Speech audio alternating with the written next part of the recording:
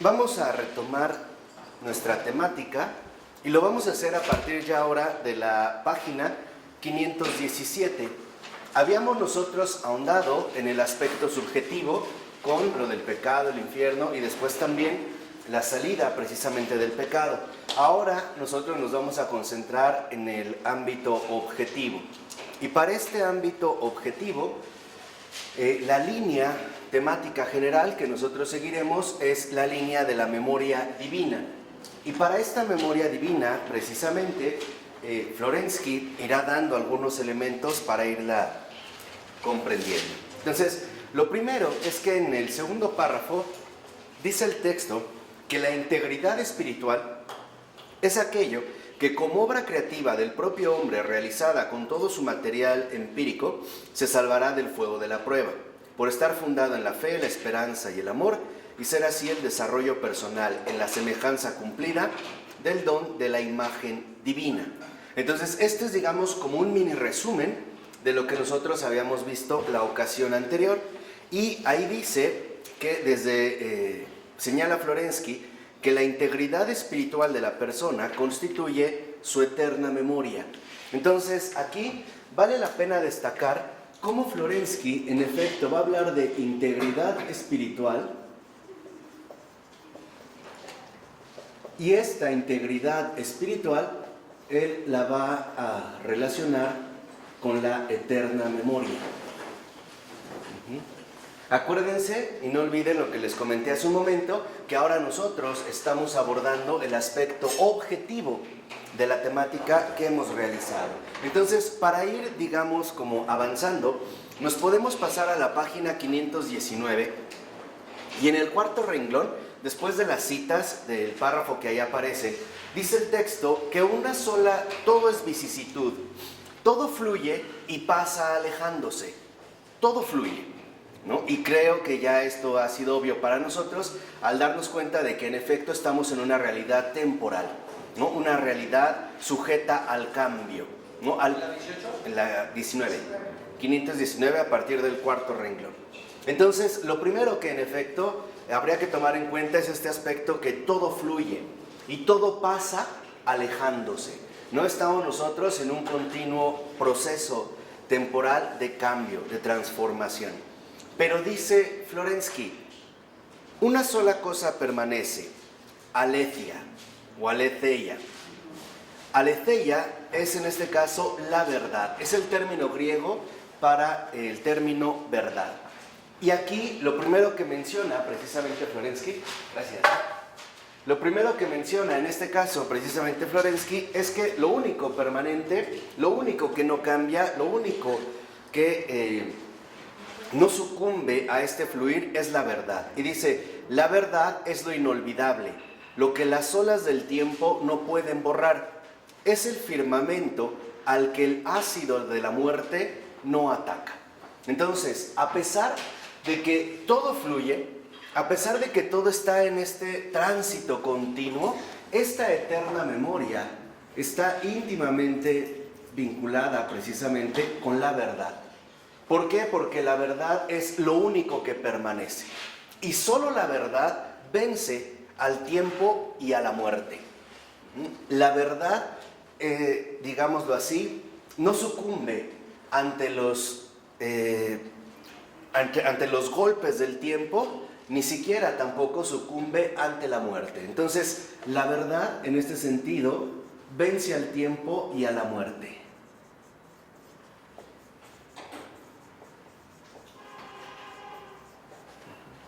Entonces, aquí nosotros empezamos a darnos cuenta cuál va a ser como el itinerario central que Florensky va a empezar a desarrollar. Y en general va a asumir dos aspectos, el tiempo y la muerte. Entonces, lo primero que no habría que perder de vista es que solo la verdad vence al tiempo y a la muerte. La verdad es lo único que logra, por así decirlo, pasar por incluso a través del tiempo sin quedar relegada y que logra incluso vencer a la muerte. Solo la verdad es precisamente lo único permanente. A pesar de que todo fluya, a pesar de que todo sea cambio continuo, a pesar de que todo fuera un continuo desgastarse, un continuo cambio, la verdad es precisamente lo único que no logra vencer ni el tiempo ni la muerte. Y esto es muy importante porque a veces también tendríamos nosotros cierta inclinación a considerar que todo pasa, que todo en efecto cambia. ¿Por qué? Porque estamos habituados a nuestro, por así decirlo, espectro temporal, donde en efecto el tiempo hace su obra y la muerte hace acto de aparición. Y aquí vemos cómo no podemos ya dejar de lado que aunque todo pase, aunque todo finalmente, ¿no?, en tanto creado, al menos en la condición actual en la que nos encontramos, se vea también sometido a la muerte, la verdad siempre es permanente. ¿Qué significa? Que entonces hay una realidad objetiva, y por eso aquí es tan importante lo de la eterna memoria. Hay una realidad objetiva que no es vencida ni por el tiempo ni por la muerte. O sea, hay algo más fuerte que nosotros mismos en tanto criaturas. De verdad, esta certeza es bien importante porque nos puede ayudar a nosotros a entender muchísimas cosas. Ahorita a lo mejor, bueno, vengo como cargado de muchas referencias porque el Señor me fecundó de muchas lecturas esta semana, ¿no? Con libros. Entonces, lo primero que debemos entender es que a veces podríamos caer en una especie de eterno retorno nietzscheano, donde considerar que las cosas no permanecen, sino que vuelven a comenzar una y otra vez, ¿no? Entonces, la verdad sería esta repetición misma, ¿no? Y no es así. La verdad es aquello que no va a lograr vencer ni el tiempo ni la muerte. Y esto a nosotros nos debe precisamente de ofrecer un profundo consuelo. ¿Por qué? Porque aunque en el tiempo las cosas parecieran ir saliendo mal, esto no vence la verdad última de las cosas, en este caso el bien.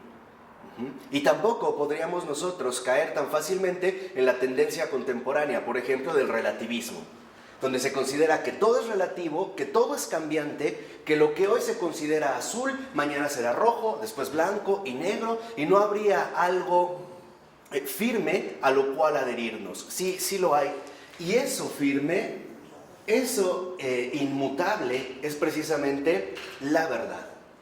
Y esta verdad es justamente también la que a nosotros nos puede ayudar a entender el sentido más profundo que incluso podemos encontrar a través de la muerte. O sea, el reconocer que la muerte no tiene la última palabra y el tiempo tampoco. Ni el tiempo ni la muerte son en este sentido algo definitivo. Lo que realmente es definitivo es la verdad. Y la verdad es algo objetivo. La verdad en sí no es algo subjetivo, no depende de nosotros. No depende de que nosotros queramos establecer ciertos criterios para definir la verdad. Por ejemplo, esto es así o de otra manera, así o asá. No, en realidad nosotros debemos de conformarnos con la verdad. ¿Por qué me estoy adelantando un poquito? Para que entiendan precisamente el contraste claro que mantiene Florensky entre ilusionismo y realismo.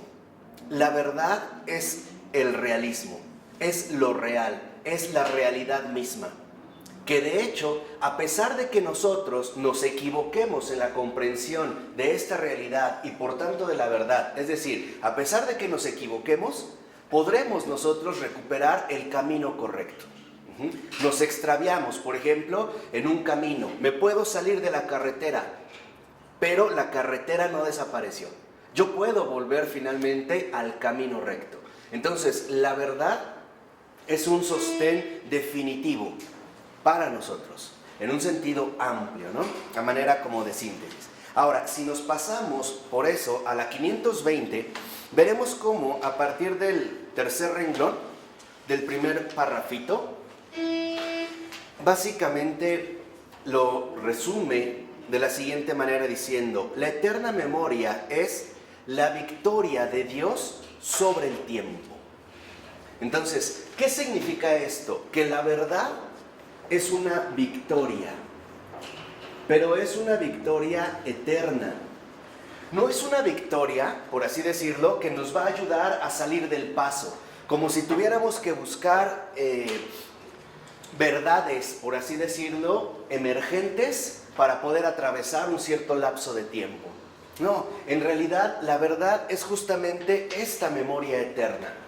Y esta memoria eterna representa que es la verdad, la victoria de Dios sobre el tiempo y la muerte. Dios no está sometido en este caso ni al tiempo, ni tampoco ya a la muerte. Ha vencido, vamos a decirlo así, precisamente estas limitantes. De tal manera que entonces es la verdad, por así decirlo, el contacto profundo que el hombre puede empezar ya a establecer con la eternidad. ¿Qué significa esto? Que los anhelos profundos del corazón humano de eternidad solo se verán satisfechos a través de la verdad. Y en este caso, ya lo sabemos nosotros, a través de Cristo. ¿Por qué? Porque es esta verdad la que en efecto nos invita a participar ya de esta eternidad que el tiempo y la muerte no pueden alterar. Entonces, cuando nosotros reconocemos esta victoria eterna, nosotros también ya podemos empezar a disfrutar de un reposo. Ya el alma puede empezar en ese sentido a reposar. Ha encontrado esa roca firme que soporta incluso todos, vamos a decirlo así, los golpes que recibimos en el tiempo y también el golpe final que vamos a recibir precisamente con la muerte. Por eso es tan importante que nosotros empecemos a darnos cuenta de la necesidad real de la verdad, porque es precisamente en este sentido la victoria eterna que se empieza a anunciar. No quisiera responderte de inmediato, porque eso lo vamos a responder con el ilusionismo. Para ahí lo vamos a ver, pero digo, para tenerla como presente estos aspectos, ¿no? Entonces, aquí, lo que en efecto nos recuerda Florensky es algo muy crucial. Donde empieza el apartado 3.2, en el primer párrafo, en los 3 últimos renglones dice el texto: la memoria, en general, es una aplicación al hombre de lo que es propio de Dios, porque solo Él posee la facultad de acordarse en sentido verdadero. ¿Qué significa esto? Que cuando nosotros hablamos de memoria humana, en realidad estamos atribuyendo una facultad que no es necesariamente la propia de Dios. Aunque yo me acuerde de algo, ese algo está perdido. En cambio, la memoria que es, digamos, en este caso, de Dios, la memoria divina, al acordarse de algo, lo tiene siempre presente. Nosotros no. No solo es una presencia psicológica a la manera humana. Por ejemplo, y lo empiezo a adelantar, por eso va a hablar de los difuntos, a la manera en la que nos podemos acordar de un difunto.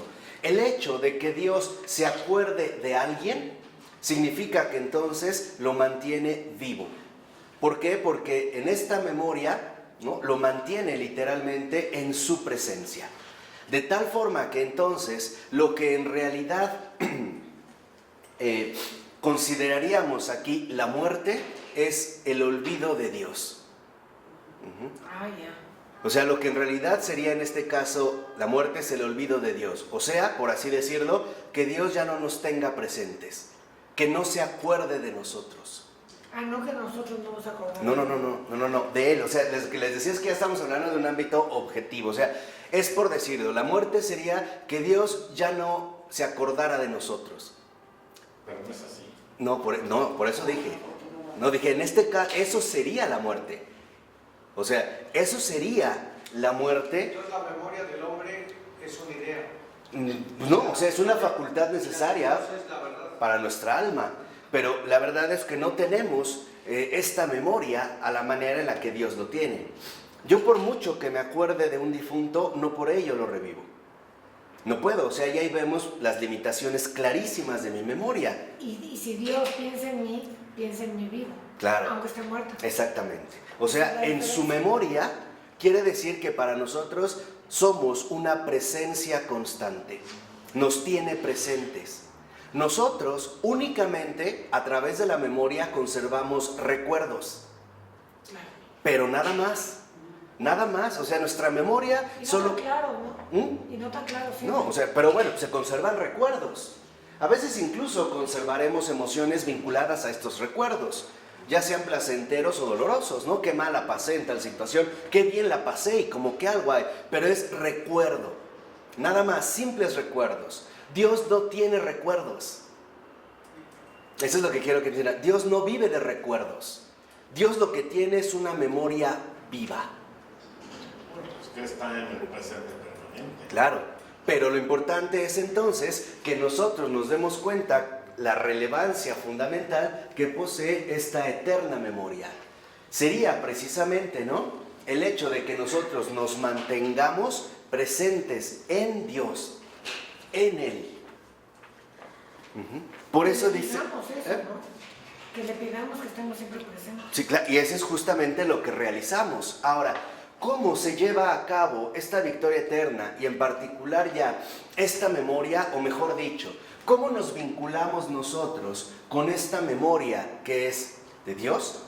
¿Cómo nosotros buscamos el acceso a esta memoria viva de Dios? Pues a través de la liturgia. Ese es, digamos, como el medio a través del cual nosotros, de hecho, suplicamos que Dios se acuerde de nosotros. Dice en el siguiente texto: de la liturgia cristiana estudia Florensky particularmente la conmemoración de los difuntos, fuente de un sentido teológico muy profundo para la comprensión de la memoria. Entonces, aquí nos vamos a concentrar en la acción litúrgica y en particular en la conmemoración de los difuntos.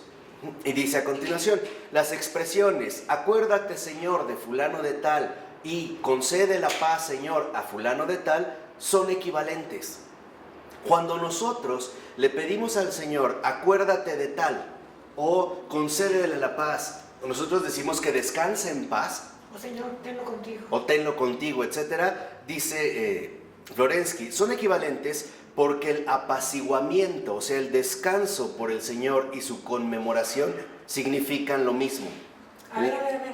Ahí sí no entendí. Sí, o sea, el apaciguamiento, o sea, el descanso del Señor y su conmemoración, o sea, su memoria, Ajá. que lo ¿Y el tenga, descanso qué quiere decir? pues lo que el Descansar Señor en Dios. le puede dar. O sea, el descanso ¿Qué me da a mí? al difunto, estamos hablando Al del difunto. difunto. Sí, espera, al difunto, ¿no? Ok. El descanso que el Señor da al difunto es en este sentido también, y su conmemoración, o sea, su memoria, su acogida, por así decirlo, significan lo mismo.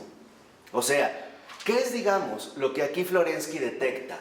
Que la salvación, en este sentido litúrgico, se lleva a cabo con el nombre pronunciado. O sea, cuando nosotros decimos que fulano de tal descanse en paz, lo que estamos nosotros en este caso invocando es que Dios pronuncie su nombre. O sea, que entre Eso me encantó. a formar parte de su ¿qué? Memoria. Entonces, Florensky detecta que en la memoria divina también radica el germen de la salvación. ¿Cómo estás diciendo? ¿Por qué? Pero porque aquí lo que, digamos, realmente es importante es darnos cuenta cómo la memoria eterna de la que nos está hablando, esta eterna memoria de la que nos está hablando Florensky, es la realidad objetiva de la salvación. O sea, las personas se salvan no porque los hombres se acuerden de ellos, como ocurría en el paganismo. Eso no trae la salvación. Que, por ejemplo, de repente le hagamos un monumento a Rafa por su buen comportamiento en el mundo, eso no le trae la salvación. Aunque pasaran generaciones, aunque tratáramos de perpetuarlo, eso no da la salvación. Ni la momificación, ni la construcción de monumentos funerarios, como por ejemplo las antiguas pirámides de Egipto, las pirámides de Teotihuacán, etcétera, las pinturas, los retratos, las autobiografías, etcétera. Eso no trae la salvación. O sea, lo que quiero que aquí entiendan es que la salvación es algo objetivo, no subjetivo, es objetivo. Y entonces aquí nos damos cómo hablamos de una salvación objetiva. Por eso cuando yo digo, Señor, acuérdate de tal, estoy apelando a esta memoria que sí salva. Es lo único que nosotros hacemos es ser intercesores. ¿Qué es la verdadera intercesión? La verdadera intercesión es dirigir la súplica a esta realidad objetiva que sí salva. Mira, te lo voy a definir claramente. La oración es dejar que Dios actúe en lugar de nosotros. Eso es orar. Y esto me quedó claro en los ejercicios, uno de los frutos, de hecho. Por eso se los digo clarísimo, ¿eh? O sea, la oración no es esfuerzo humano de meditación, concentramiento, éxtasis, levitación, visión. No. La verdadera oración consiste en dejar que Dios actúe en lugar de nosotros. Y aquí nosotros podríamos darnos cuenta, al menos en lo que vi, que habría 3 niveles de oración. El primero es donde dejamos que Dios obre más que nosotros. O sea, que al menos Él tome ya más iniciativa en mi vida. El segundo nivel de oración sería la oración donde nosotros ya dejamos que Dios obre por nosotros. A ver, ¿el segundo cuál es, perdón? Que ya Dios obre por nosotros. O sea, Él ya, en este sentido, ya no está limitado por nuestras propias carencias, dudas, confianza, etcétera, etcétera, etcétera. ¿Y la tercera cuál Y es? la tercera es ya permitir que Dios obre incluso a pesar de nosotros. O sea, ya aquí vemos una superación total. No es que entonces Dios me dice, quítate y estoy yo. No. Lo que pasa es que entonces yo ya me he convertido en pura transparencia. Ya soy apertura. Ya estoy abierto literalmente a su acción. A lo ¿Tú que... se lo pides, pasa eso? Sí, claro. Ya nada más con que se lo pidas. Claro. Claro. Eso va a pasar. Pero te va a llevar un tiempo en dejarlo. Que eso ocurra. Pero sí va a pasar. O sea, lo que vimos es que también involucra un proceso, porque estamos en el tiempo, ¿no? Pero esto es importante, o sea, darnos cuenta que la memoria no es más que reconocer que la salvación viene de Dios y que eso es algo objetivo. Lo único que yo estoy haciendo es enderezar mis súplicas hacia esta realidad objetiva que en efecto da la salvación. Pero Dios no se puede olvidar de nadie. No. Al menos eso esperamos. O sea, lo que queremos precisamente es que todos se salven. O sea, que todos precisamente entremos a formar parte o formemos parte de esta memoria. O sea, de la memoria en este sentido divina no es más que tener en cuenta tenerlo en cuenta. Les decía, la diferencia con nosotros es que nuestra memoria solamente puede tener recuerdos o puede tener en cuenta algo, pero no lo puede ejecutar. Dios sí lo ejecuta.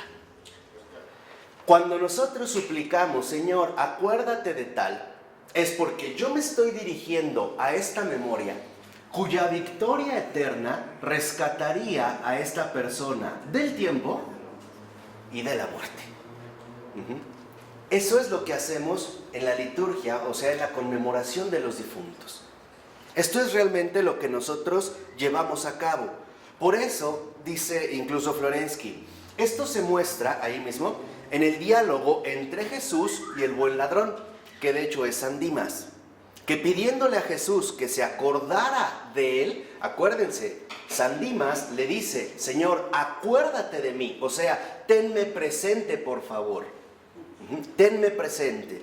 Dice, pidiéndole a Jesús que se acordara de él, le respondió, hoy mismo estarás conmigo en el paraíso. Entonces, esta memoria no crean que está sacada así de la nada. Tiene este fundamento real, o sea, cristiano. Cuando el buen ladrón le dice a Jesús, acuérdate de mí, Jesús le responde, hoy mismo estarás conmigo en el paraíso. O sea, decirle al Señor, acuérdate de mí, y decirle, sálvame, es idéntico. Decirle al Señor, acuérdate de fulano de tal, y decir, hazlo partícipe de tu salvación, que se salve, es exactamente lo mismo. Y aquí nosotros nos damos cuenta de que nos dirigimos a una realidad objetiva. Acuérdense, una de las grandes lecciones que nos ha dado Pavel Florensky a lo largo ya de tantas clases es, y ojalá lo estén asimilando, es que solo podemos vivir cristianamente según el modo Él. El modo objetivo de Él. Esta es, digamos, como una de las grandes lecciones. Esta salvación objetiva es Él. Por eso dirigimos nuestras súplicas a Él. Orar es dirigirme a Él. No es una interioridad dada. De hecho, orar es salir de mí. ¿Para qué? ¿Para qué salgo de mí? Pues para ir hacia Él. Y al revés. En el orar, salgo de mí para ir hacia Él y regreso conmigo con Él. Si no, no hice oración. Si no regresé en brazos de Él, no oré. Salgo de Platiqué, salgo para ir hacia Él y regresar con Él. En esta, vamos a decirlo así, en esta dinámica, ¿no? Que estamos ahorita describiendo. ¿Por qué? ¿Qué significa esto? Que en realidad, si yo hago oración y yo no me veo lleno de Él, en pensamiento, en emoción, en un cambio de voluntad, mi oración no fue tan efectiva. En realidad no oré, platiqué, dialogué, es más, monologué, pero no me dejé afectar por Él. Por eso yo les decía, cuando realmente hacemos oración, ya no somos los mismos. Algo cambió, se enderezó un pensamiento, se ordenó un afecto, se fortaleció o debilitó una emoción, según sea el caso, se encauzó adecuadamente la voluntad, pero ya no somos los mismos. Por eso es que la oración siempre conlleva una verdadera transformación. Y esto es bien importante de tenerlo presente, porque Siempre. la verdadera oración, no el monólogo. Por eso hay mucha gente que puede decir, es que yo hago mucha oración. Pues no, es que no es de tiempo, es de entrega. O sea, la oración no creas que es de tiempo, es de entrega. O sea, es realmente de una entrega total. Por eso, bueno, ahí cita, ¿no?, el Evangelio de Lucas, capítulo 23, versículos 42-43. Y dice a continuación, en efecto, ser recordado por el Señor es lo mismo que estar en el paraíso. Ser recordado por el Señor es lo mismo que estar en el paraíso. Y estar en el paraíso significa subsistir por el ser de la memoria eterna y por consiguiente tener una existencia eterna. No olviden que aquí estamos hablando de este aspecto objetivo, que hoy nos cuesta tanto trabajo. ¿Por qué? Porque nuestra cultura contemporánea es alocadamente subjetiva. Y suponemos que, por ejemplo, el estar pensando y pensando y pensando en Dios me llena de Dios. Pues no, me llena de mi idea de Dios. Pero en realidad no hay, vamos a decirlo así, una apertura a esta verdad objetiva que me es dada. Entonces, lo importante no es nada más estar pensando en Dios, sino que en realidad Dios se acuerde de mí, que me tenga presente. Pero al tenerme presente significa que he encontrado un colaborador, un servidor, ¿o no? Entonces, ¿qué quiere decir? Que en efecto, cuando nosotros empezamos a reconocer la objetividad real de la memoria divina, lo que nos damos cuenta es que Dios nos tenga siempre presentes, o sea, que nos salve. Entonces, no se trata tanto de ver yo cuánto pienso en Dios, sino realmente qué tanto Dios piensa en mí. ¿Y cómo esto lo puedo ver? Pues a través de la integridad espiritual. Se puede dar a través de un discernimiento. Y por eso precisamente también Florensky lo va a mencionar. Pero es para que vean literalmente hacia dónde nos dirigimos. Ahora, sin salirnos de aquí, porque estamos en la cuestión de los difuntos, por eso dice el texto en la 521, desde el inicio del segundo párrafo. Dice, la memoria es el puente de comunión en Dios entre los que aún viven y los que aún han muerto. Entonces, para nosotros, la memoria es un puente de comunión en Dios entre los vivos y los muertos. O vamos, entre los vivos y los difuntos. Dice a continuación, su lugar de manifestación y de efectuación es la conmemoración litúrgica. Un momento significativo de la liturgia bizantina de las exequias es la aclamación, repetida 3 veces, eterna memoria. Nosotros no la repetimos. Pero en el caso de la liturgia bizantina, en las exequias, o sea, en esta celebración litúrgica que se hace para difuntos, se repite 3 veces eterna memoria. Y decir en este sentido, eterna memoria y salvación, es, ya lo dijimos hace un momento, es lo mismo. Dice un renglón abajo, la intención de la conmemoración perpetua es reconocer la capacidad del difunto de permanecer en la beatitud en el seno de Dios. O sea, aquí, literalmente, esta victoria eterna no es más que la permanencia en Dios. Y esta permanencia en Dios es lo que nosotros llamamos memoria eterna.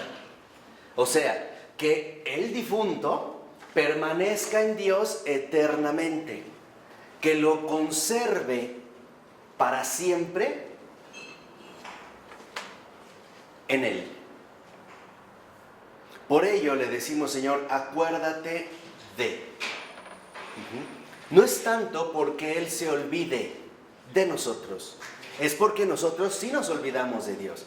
Y ahí es cuando en efecto nos empezamos a perder. No nos damos cuenta de que esta victoria eterna no es más que la permanencia en Dios. Y esta permanencia en Dios es la eterna memoria, o sea, el paraíso, o sea, el cielo, como pasó con San Dimas. Acuérdate de mí, Señor, cuando estés en tu reino. Yo te aseguro que hoy mismo estarás conmigo en el paraíso. Entonces, eso es, digamos, lo que precisamente nosotros queremos realizar. Y si lo vemos como 4 renglones abajo, dice Florensky, la memoria es la memoria eterna de la Iglesia, donde Dios y el hombre se encuentran. Y esta es la victoria sobre la muerte. Entonces, ¿qué significa? Que nosotros, literalmente, lo que buscamos es ingresar a la memoria viviente de Dios, o sea, a su iglesia. La iglesia es literalmente la iglesia de los vivos. ¿Por qué? Porque cuando nosotros, por ejemplo, hacemos una intención por un difunto, la hacemos a través de la iglesia. Y hacerlo a través de la iglesia significa que entonces nosotros asumimos la iglesia como esta memoria viviente del Señor. Ahí es donde se da la comunión entre los vivos y los difuntos. Me doy cuenta de que mi memoria se convierte en memoria eterna porque yo ya también participo de la victoria eterna de Dios. O sea, yo ya no solo me acuerdo, por ejemplo, de mi difunto o de mi familiar difunto, sino que ahora yo ya participo de esta memoria eterna que en realidad contempla a los vivos. Lo que pasa es que aquí nos cuesta un poco más de trabajo, vuelvo a insistir, porque tenemos 2, creo, obstáculos. El primero es este efecto nefasto del psicologismo, de habernos reducido a meras interpretaciones psicológicas. Por ejemplo, la memoria, una capacidad psicológica de recuerdo, como un mega archivero. Y no es así. En realidad la memoria tiene otra función completamente distinta, que esta mera interpretación psicologista. Y por otra parte, porque nos cuesta mucho trabajo entender que estamos hablando desde el punto de vista objetivo. Mi memoria se acuerda de un muerto. Yo me acuerdo de mi abuela muerta, en paz descanse. Ahí está, eso es real. Pero mi memoria, que ya participa en la memoria eterna, o sea, que ya se dirige a Él, ahora reconoce que mi abuela no está muerta, que mi abuela está viva con el Señor, por su memoria. Este es el cambio, ¿no? Que ahorita yo me acuerdo de alguien, no revive. Está vivo por su memoria. O sea, porque en su memoria, en esta victoria eterna, el Señor le concede esta permanencia. Y esta permanencia en Dios es igual a, en el sentido evangélico, el paraíso. Sería en este sentido precisamente el paraíso. ¿Por qué? ¿Ah? ¿Por qué es el paraíso? Porque es justamente ya participar de esta victoria eterna que el Señor con su memoria nos ha dado ahora de nuevo, la vida eterna. Que el Señor nos acepte en su memoria eterna, que nos mantenga en su victoria eterna, quiere decir que ya no estamos sometidos ni al tiempo, ni a la ¿qué? Ni a la muerte.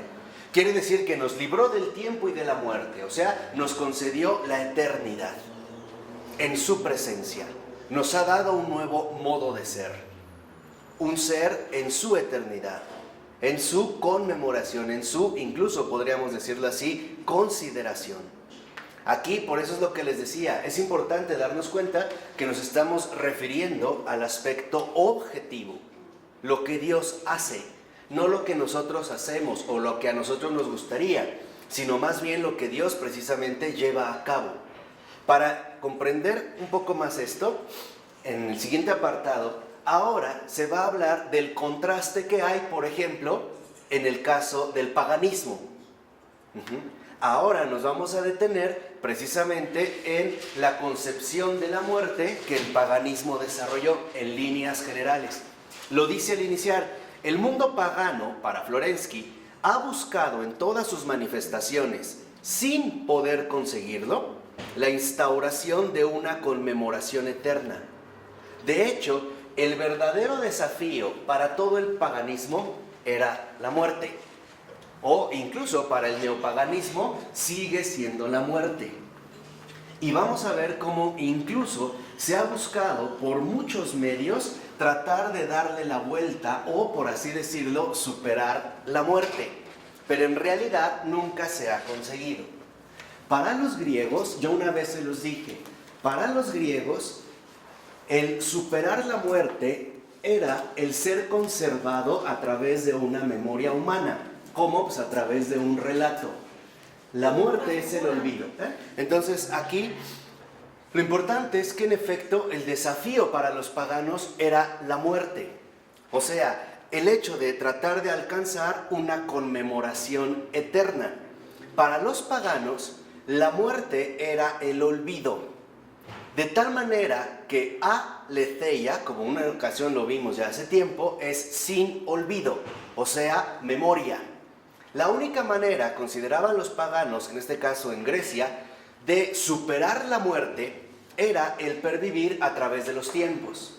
¿Cómo se iba a lograr pervivir a través de los tiempos? Pues a través de que el poeta, o sea, el inspirado por las musas, por un mandato divino, porque las musas son divinas, no es en el sentido moderno una inspiración del genio, sino una realidad divina que inspira al poeta a inmortalizarlo a través de sus cantos.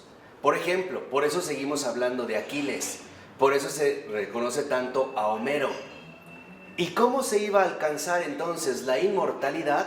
Pues superando a través de ciertas hazañas políticas, militares, guerreras en belleza, el común denominador.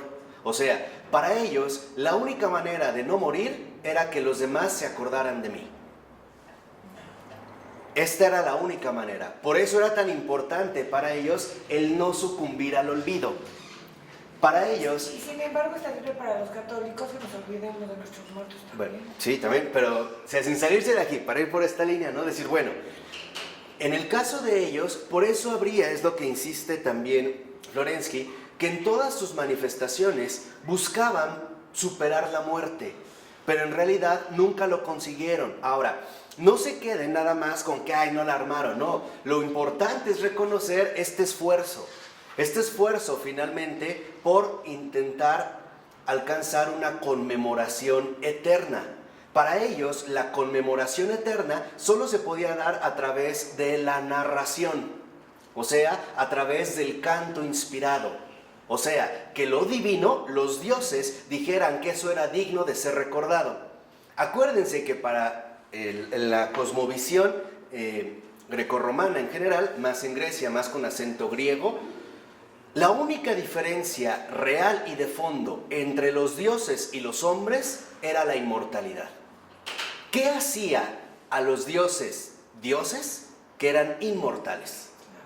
Entonces, el hombre sí podía ser un dios. ¿Cómo? Si alcanzaba esta inmortalidad.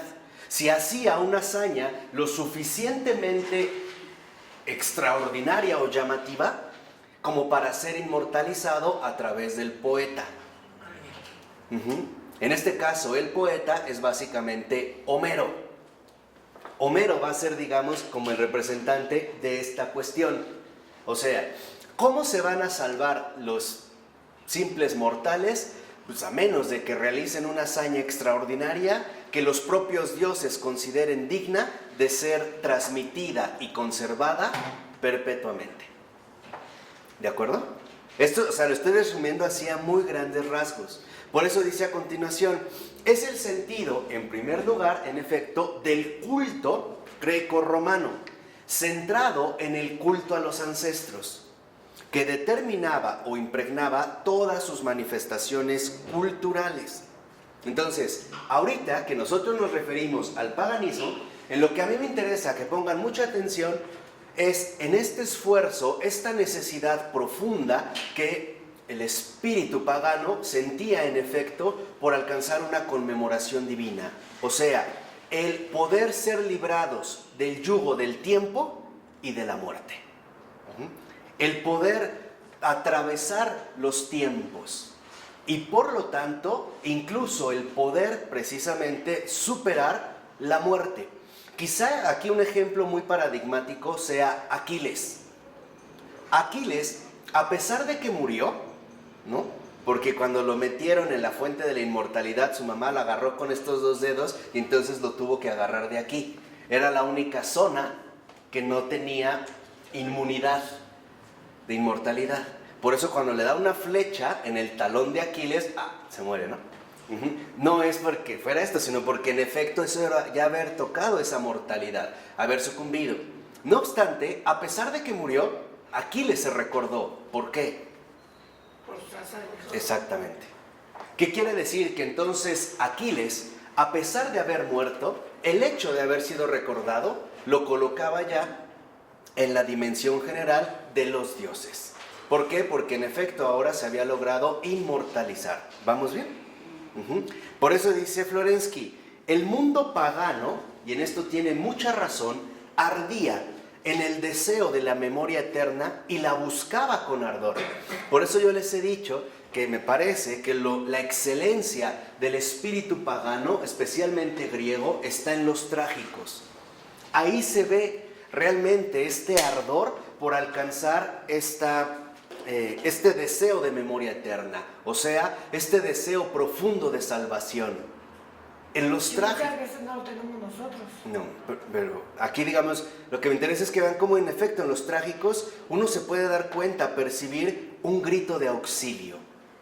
Ellos no pueden invocar, acuérdate de nosotros, Señor, acuérdate de tal, acuérdate de mí. No pueden, no está dado, pero no obstante tienen este deseo, ¿no? Tienen esta necesidad. Por eso dice, esta exigencia, esta angustia y este anhelo hacia lo eterno determinaban los aspectos más esenciales de su organización. Si se exagera al afirmar que toda la creencia pagana, con todas las realizaciones de la vida antigua, no era más que una inmensa variación sobre el tema del culto a los ancestros, no se puede dudar de la importancia esencial del culto para el paganismo, sobre todo greco-romano. Su voz abarca casi todas las otras voces culturales, o por lo menos acompaña a cada una de ellas, constituyendo el fondo mismo del ser social. O sea, aquí lo que yo quiero que vean es que en el caso del paganismo, esta memoria, en lugar de dirigirse a él, porque no hay un él, en ese momento no hay todavía la revelación, no está la encarnación, entonces el paganismo, claro que va a desarrollar un culto, pero el culto del paganismo se va a convertir en un culto de lo ancestral. Por decirlo así, lo voy a poner de esta manera. En la esencia de la creencia pagana se busca perpetuar por todos los medios a los muertos. O sea, tratar de mantenerlos, ¿qué? Vivos. Por eso, cuando hoy en día una persona dice, no, es que la persona vive mientras está en tu corazón y no la olvides, eso es pagano. En este sentido, no estoy hablando en un sentido peyorativo. Estoy hablando en los criterios que se asumen. Eso es paganismo, porque significaría que en pocas palabras lo ancestral dependería de un esfuerzo humano por mantener a los muertos como si estuvieran ¿qué? Vivos, exactamente. ¿Vamos bien? Ya entrando en esta dinámica. Entonces, en el paganismo, el culto, por eso precisamente, va a tener este carácter de lo ancestral, el culto a los ancestros. Por eso, por decirlo así, en el paganismo, en el culto pagano, se mira atrás a los difuntos, a los muertos, y se los quiere perpetuar hacia adelante, ¿no? O sea, hacer creer que los muertos siguen vivos. O sea, es un intento serio, respetable, aparte un intento, me parece a mí, muy claro del alma humana en esta angustia sin redención, de que el hombre, en último término, intuye quizá que la muerte no tiene la última palabra. Y creo que esto es bien interesante en el caso del espíritu griego, ¿no? Por eso cuando salen los coros o las musas, los lamentos, me parece que uno puede, si hace una lectura clara desde la verdad de Grecia, me parece que en los trágicos escuchamos el lamento del alma no redimida. Busca, literalmente, ¿no?, alcanzar este reposo definitivo, pero en último término no lo alcanza. Es que en efecto, podría ser que tuvieran ciertas intenciones o definiciones de un más allá, pero lo importante es que ese más allá no lo sostiene. Lo importante es qué pasa con los que nos quedamos acá. Yo puedo tener una noción de un más allá, o no sé, un samsara, por ejemplo, ¿no?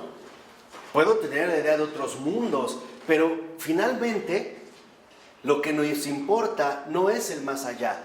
Lo que en realidad nos importa es el más acá. O sea, los que murieron, pues ya se fueron. ¿A dónde? No lo sabemos. Sócrates es un ejemplo muy claro, ¿no? No sabemos qué hay más allá.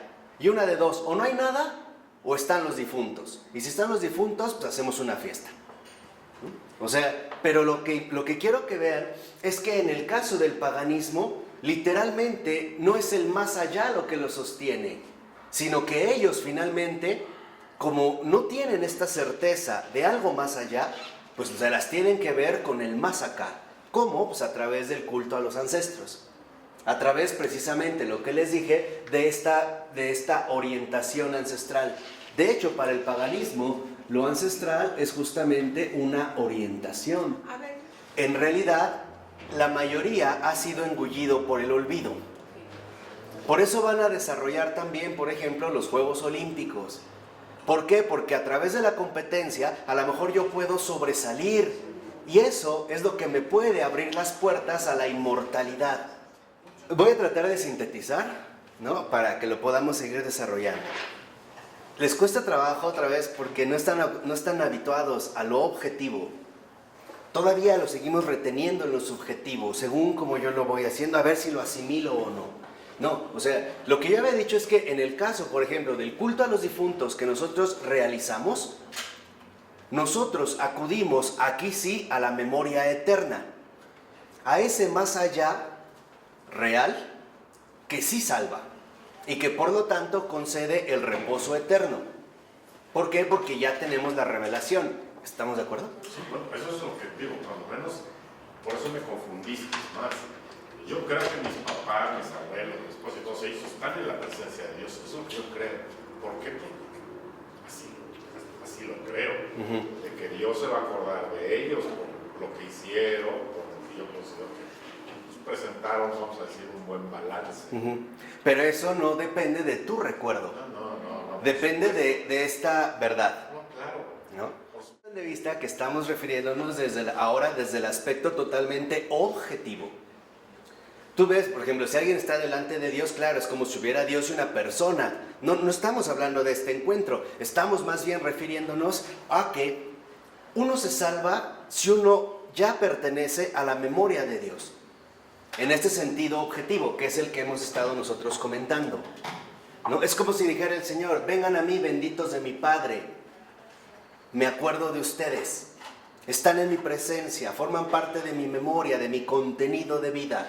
Apártense de mí, es como decir, no quiero saber nada que de ustedes. Ya no entran en memoria, no son parte de mis contenidos, están fuera. Y por eso es lo que les decía, en este sentido, el hecho de haber quedado de esta manera involucraría el haber quedado hundido también en la muerte. Justo cuando hablamos de la muerte, dijimos, es cuando nosotros podemos entender el hecho de que cuando realizamos una acción litúrgica, por ejemplo unas exequias para pedir por los difuntos, le decimos, Señor, acuérdate de tal. Este acuérdate es tanto como decir, sálvalo tú. O sea, yo te pido por él porque yo confío en que tú eres la salvación. Nada más. O sea, no depende, digámoslo así, de lo que yo realizo o no realizo. Depende en todo caso de que reconozca que la salvación no viene de mí, sino que viene de Él. Y en ese sentido vuelve a ser algo totalmente objetivo. ¿Ahí vamos bien? ¿No? O sea, de Él que es algo totalmente objetivo. Ahora, en esta objetividad, lo que nosotros vemos es que el paganismo, en este sentido, no la posee. ¿Por qué? Porque todavía la verdad no se ha revelado. El verbo todavía no se ha hecho carne. Entonces, ¿qué les queda a los paganos? Bueno, utilizar un culto que en general adquiere el estatus de un culto ancestral. Y quizá una prueba material de esto serían las pirámides de Egipto. Se habla, por ejemplo, del rey fulano de tal que vivió hace tantos años y que nos dejó esto para que nos tengamos que acordar de él. O sea, nosotros, en pocas palabras, ahora los hombres son los revividores de los muertos. ¿De qué depende que ellos no se pierdan? De que nos acordemos de ellos. De que nosotros nos acordemos de ellos, de que nosotros hablemos de ellos. Estoy hablando desde el paganismo. Se trata de que nosotros seamos capaces de abrirnos a horizontes cuyas exigencias intelectuales son distintas de las habituales. Aquí estamos tratando de abordar la objetividad. Cuando vimos la subjetividad, nos hundimos en la subjetividad y no había algo objetivo. ¿Por qué nos cuesta ahora tanto trabajo hacer el camino inverso? ¿Dónde está entonces el catolicismo? ¿Dónde está la universalidad del catolicismo? O sea, de esta apertura incluso a dimensiones que exigirían exigencias de comprensión mayores a las que habitualmente tenemos. O sea, ¿por qué siempre queremos, aunque sea, mantener un pie en la tierra?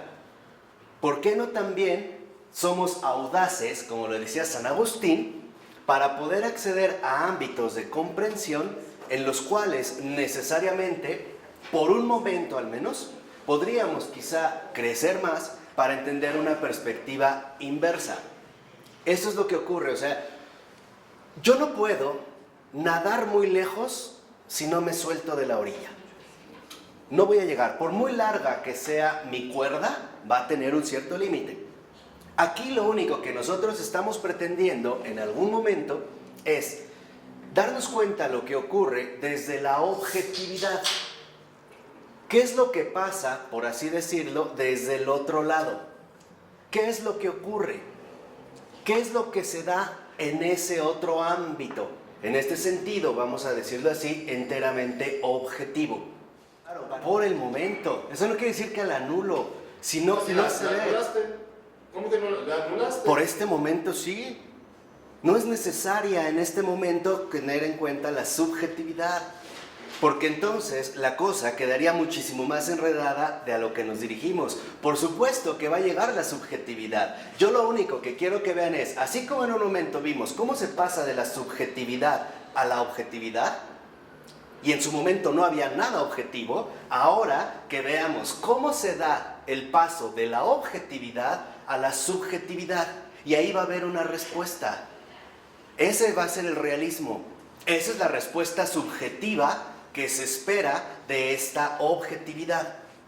Pero ahora, por ejemplo, hay que ponerse entre paréntesis un poquito uno mismo para ver qué ocurre ahora de allá hacia acá. Cuando veamos este proceso, Entonces, nuevamente, no se preocupen, rescataremos la subjetividad, pero en su momento. Nosotros estamos siempre que caminamos en ámbitos intelectuales, emocionales, siempre que nos acompañe la subjetividad, nos sentimos seguros.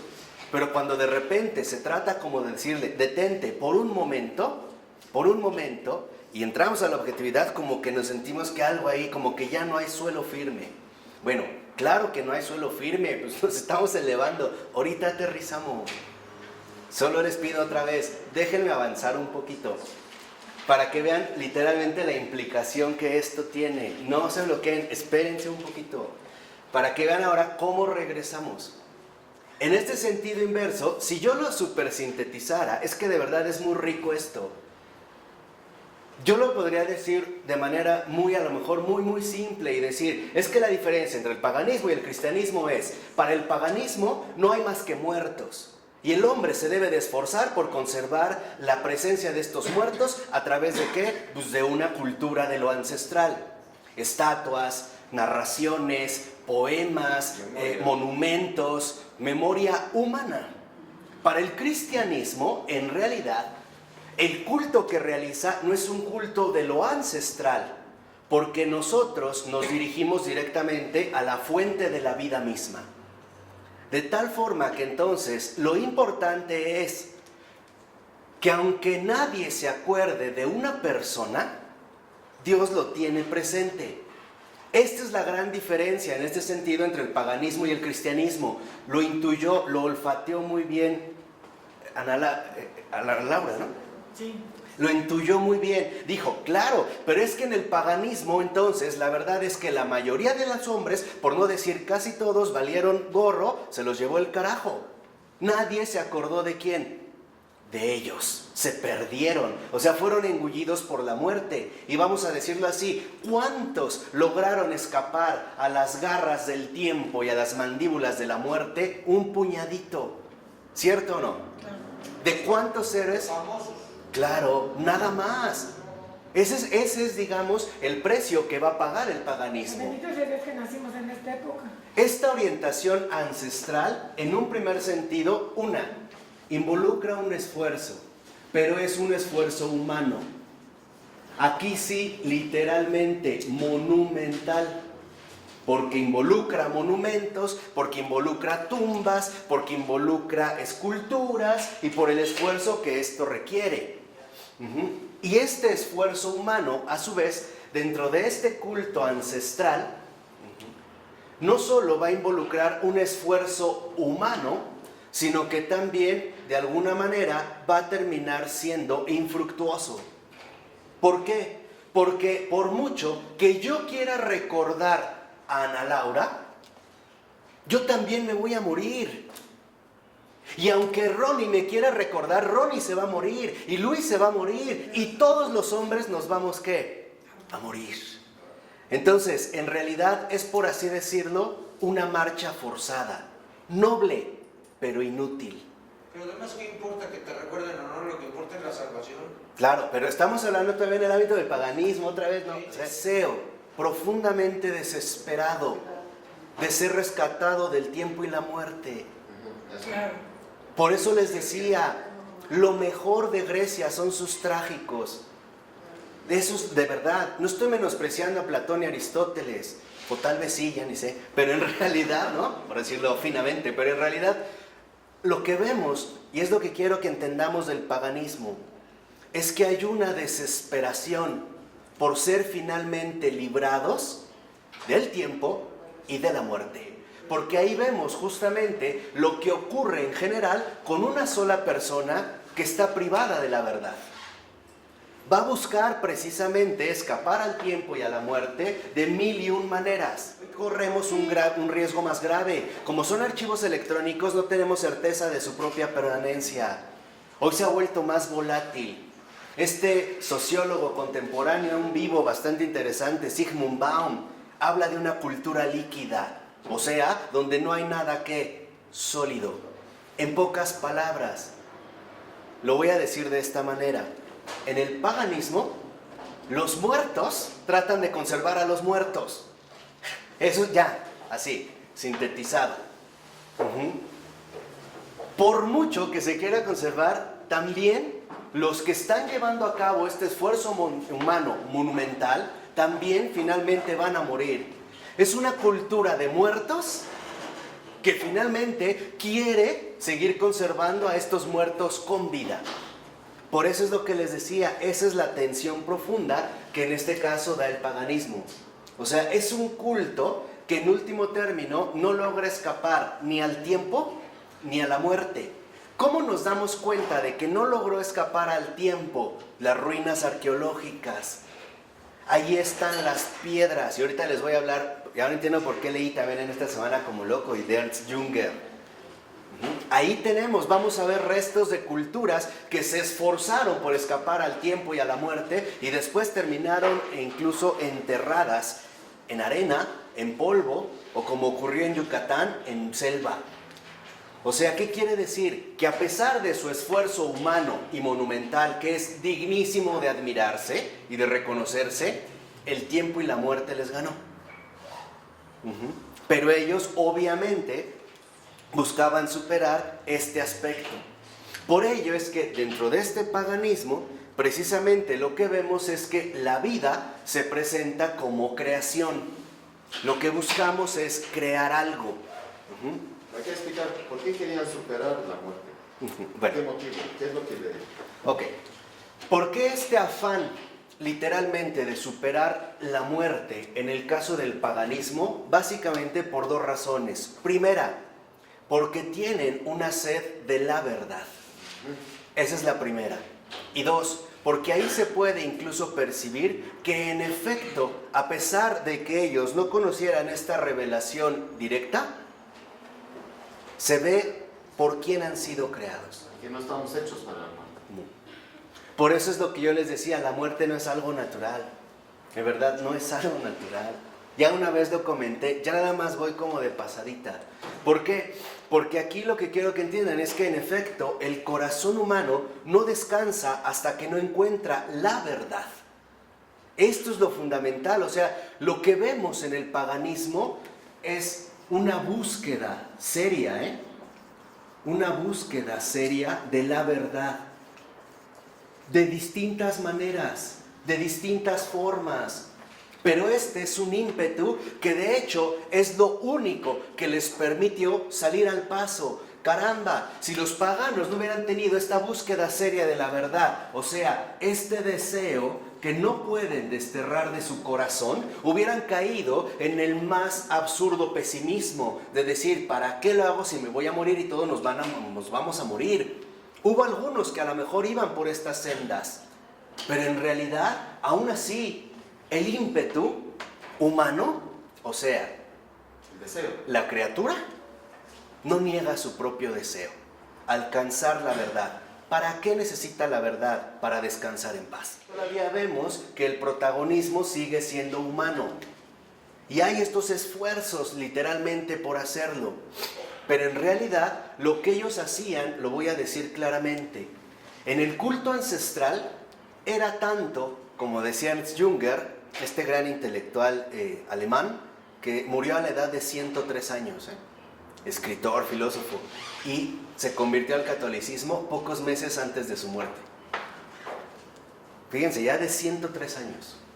Pocos meses antes de morir se convirtió al ¿Cómo se catolicismo. llama? Ernst Jünger, se los escribo aquí. Por favor.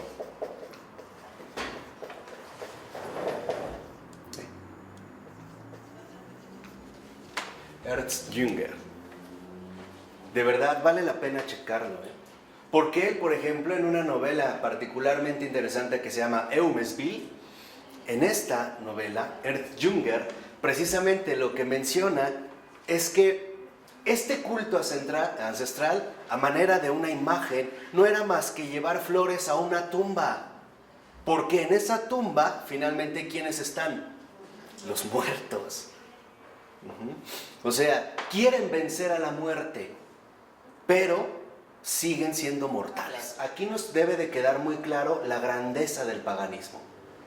Esta es la grandeza del paganismo, porque aún sin esperanza no se doblegaban. Aún sin esperanza, aún con estos lamentos estremecedores del espíritu trágico, seguían adelante. Y seguían tratar de mantenerse, a pesar de su propia mortalidad, a través precisamente de un culto ancestral. Por eso les dije desde el inicio, esta era una orientación de vida eterna. Por Pero eso, que al encontrarse con Cristo, ¿qué dijeron? Es lo que estamos Ahí está. Aquí estaba lo que estamos haciendo, ¿no? exactamente. Y en general, en este sentido, así como el pueblo de Israel representa una faceta en el seguimiento de Dios, y todos lo atravesamos, los que seguimos al Señor, también el paganismo. ¿Por qué? Porque significa, en pocas palabras, la lucha del alma humana aún estando en tinieblas. Es esto, o sea, eso es lo que no vemos en el caso del paganismo. Es una agonía, literalmente. O sea, este deseo es una agonía. ¿Por qué? Porque la palabra agoné en griego es combate. Esa es la agonía del paganismo, esa es la lucha del paganismo, ese es el combate del paganismo.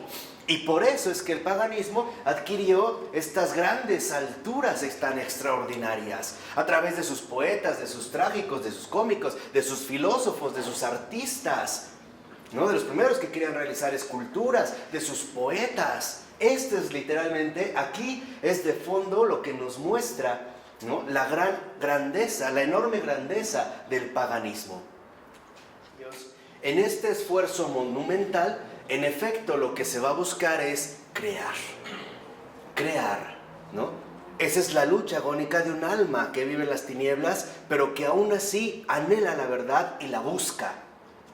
Y continúa en este camino. Por eso dice la siguiente cita, dice Florensky, la vida es creación. Es otra cosa que engendrar hijos espirituales, regenerar a los hombres según su imagen divina. Por otra parte, la vida es engendrar. Engendrar es justamente crear, formar en el mundo seres humanos a su imagen, la cual es dada por Dios. Tanto en el dominio espiritual como en el corporal, la vida quiere propagarse. ¿Cómo? Dejando en el tiempo su propia imagen, como el arco de fuego que sigue a una estrella fugaz.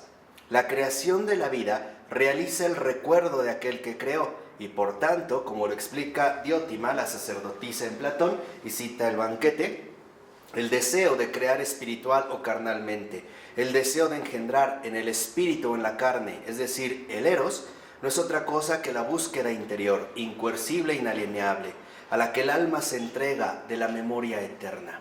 O sea, este deseo, en esta agonía, es literalmente una agonía erótica. ¿Por qué erótica? Porque brota del eros.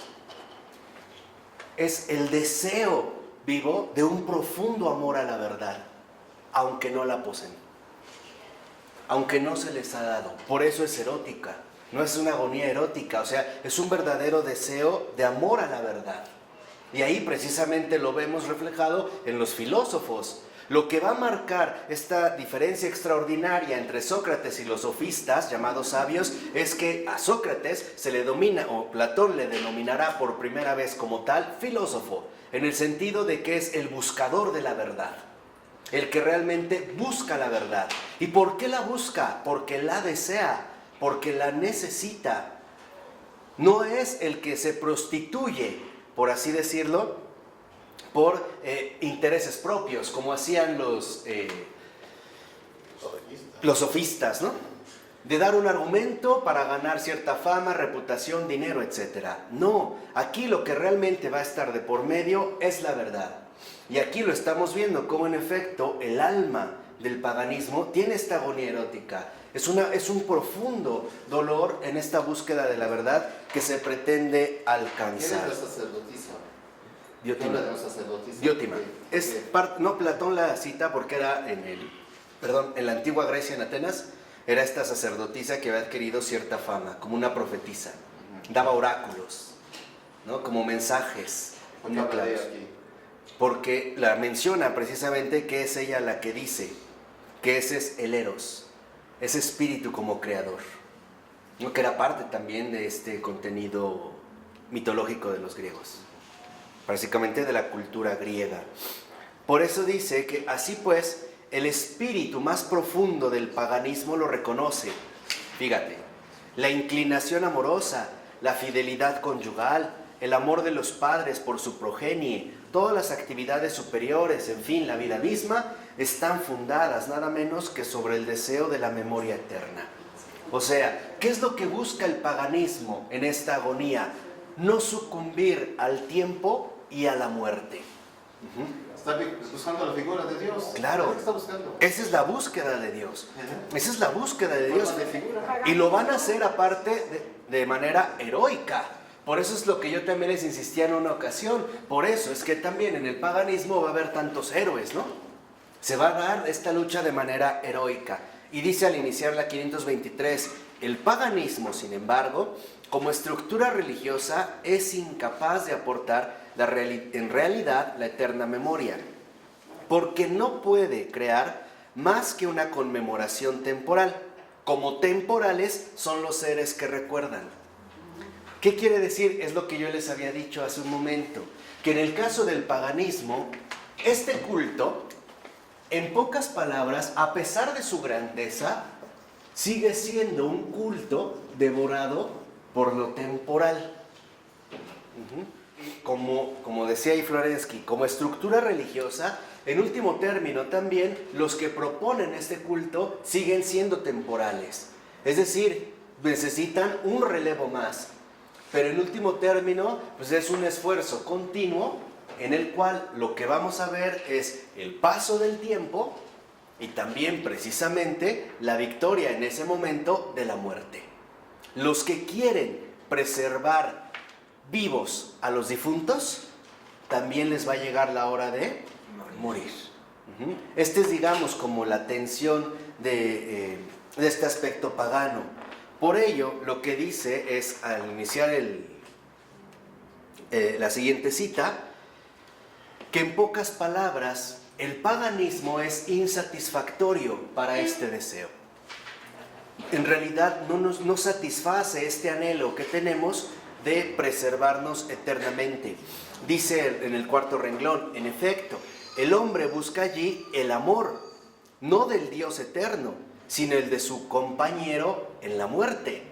En pocas palabras, en el paganismo, los difuntos no son más que simples recuerdos.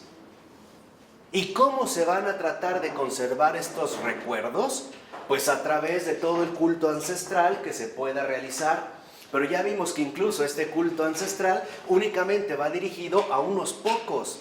Son muy pocos los que en realidad se van a conocer. Por ejemplo, ¿cuántos nombres ahorita egipcios podemos mencionar? Ramsés, primero, segundo, Tutankamén y no sé. Bueno, ¿y cuántos millones de egipcios? ¿Dónde quedaron? ¿Dónde están? ¿Qué pasó? Entonces, eso es justamente, ¿no? Lo que buscan es ahora su compañero en la muerte. O sea, en pocas palabras, los muertos se consuelan con los muertos. Por eso, ¿se acuerdan que hay un momento en el que Jesús dice, deja que los muertos entierren a sus muertos?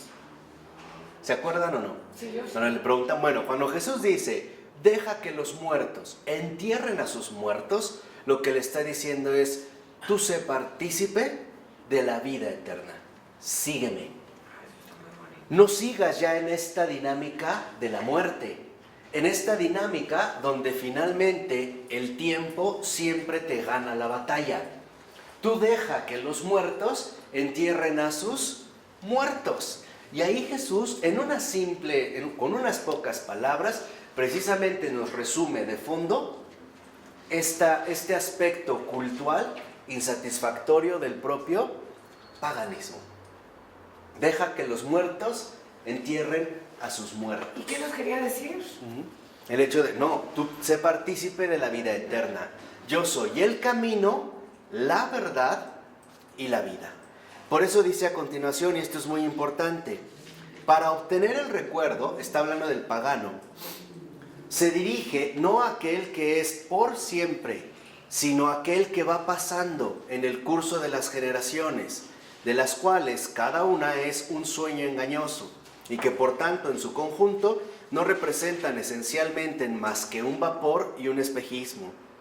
Y no solo es fantasmagórico el paso de las generaciones, que aparecen y que desaparecen como las hojas de los árboles, sino que también la humanidad, el gran ser mismo, Consolación de Augusto Comte, es ilusión.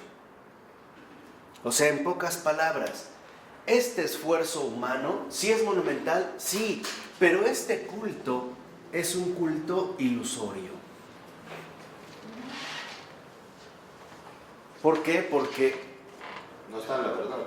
brota de la muerte y termina en la muerte. No ha brotado literalmente de la verdad. Además, no podía. No podía. Y eso hay que entenderlo, o sea, no podía. Por eso les decía, o sea, hay que darnos cuenta también de este aspecto insatisfactorio, precisamente del paganismo. Dice a continuación, en el siguiente, por eso no es casual, fíjense, su recorrido va, que medenos e isouden, de la nada a la nada. ¿Y a quién cita? Eurípides, uno de los grandes trágicos griegos. Por eso les decía, no es casual. O sea, Eurípides, que es un trágico griego, se da cuenta precisamente bien que todo va de la nada a la nada. Porque los que siguen haciendo culto a los muertos también van a ¿qué? A morir. Y aunque otro tome su relevo, ¿qué va a pasar? También va a morir. Por eso les decía, no era casual que precisamente los trágicos griegos buscaran después este Dios salido de la máquina, este Deus ex machina, que al final, después de la tragedia, ofrecía una especie de consuelo y lo bajaban con cuerdas y poleas, de tal manera que lo hacían aparecer y venía de arriba abajo, y era el Dios desconocido. ¿No era también, de cierta manera, en los trágicos, una intuición de un Salvador que ellos todavía no conocen, pero que por lo menos, incluso en su forma de aparición, queda claro que viene del cielo ¿a dónde? A la tierra? Así terminaba la obra, ¿eh? Así acababa. Allá me parece que algo bien, de verdad bien profundo, que a veces no vemos claro. Dice ahí a continuación, aquellos mismos que están embarcados en el tiempo, no es la memoria eterna lo que pueden conferir a sus ancestros, no es más que un recuerdo temporal, aunque fuese perdurable, incluso indefinido. ¿Y qué significa el recuerdo humano? Tan impotente como el pensamiento humano. O sea, aquí el paganismo, en este culto ilusorio, de cierta manera se va a dar cuenta que haga lo que haga, no puede superar su propia impotencia. ¿Por qué? Porque el buscar preservar la memoria de los muertos, pues es a través de seres temporales que finalmente también van a ¿qué? A morir.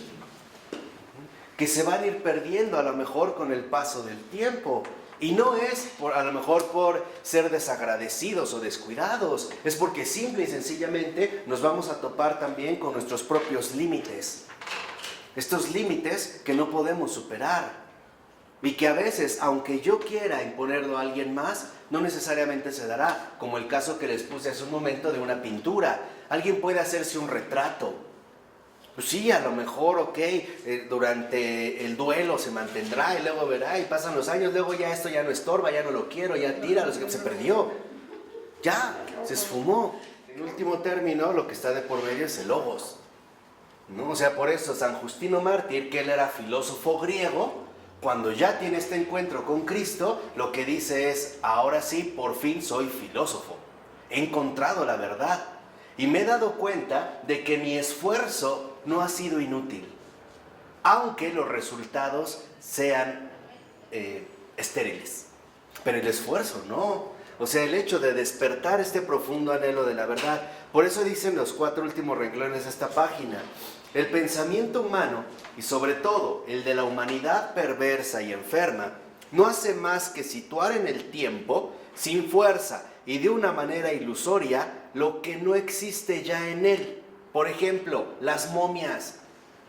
Por ejemplo, estos monumentos, ¿no? Que de repente vemos que Napoleón, que fulano de tal, que sultano de tal, Lenin.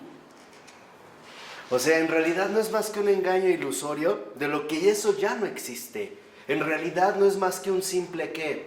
Recuerdo. Y dice, intenta vanamente atrapar unas sombras fugaces. Ustedes sabían que incluso en los primeros reyes egipcios se buscaba la momificación para hacer creer a la gente de que eran inmortales. Desde ahí Y está, les o sea, ponían comida y les ponían una bola de cosas, ¿no? Por eso. pero es esto, o sea, era una ilusión engañosa.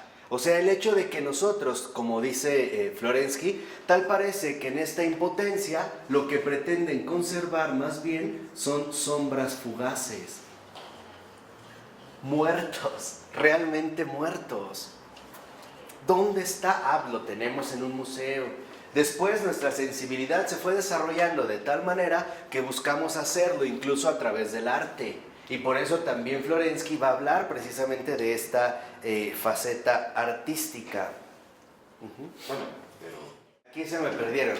Estas sombras fugaces, les dije, era el aspecto ilusorio que el culto pagano temporal pretendía imponer.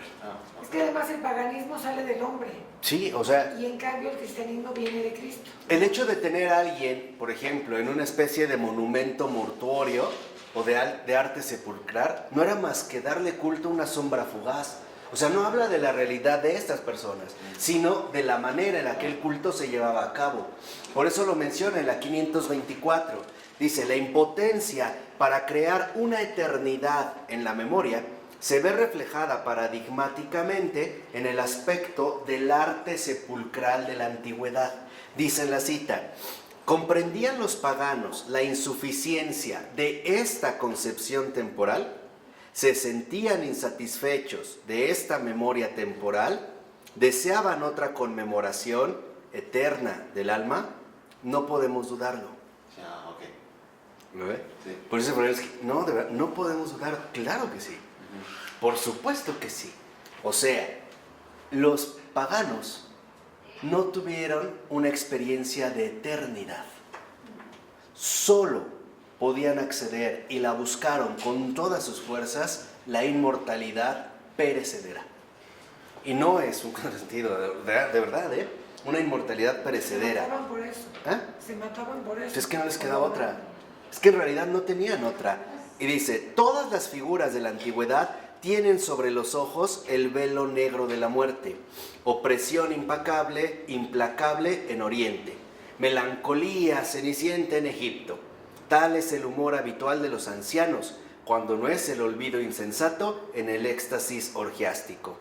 Los griegos venían a las tumbas de sus muertos, no para llorar, sino para recordárselos, tal y como eran durante su vida. ¿Qué hacer sino resignarse y aceptar?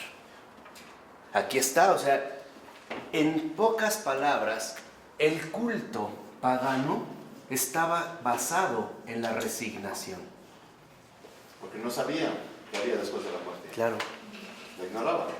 O sea, no había otra más que la resignación. Es lo que dice Florensky, vas a una tumba, pues bueno, en realidad ha muerto, ¿no?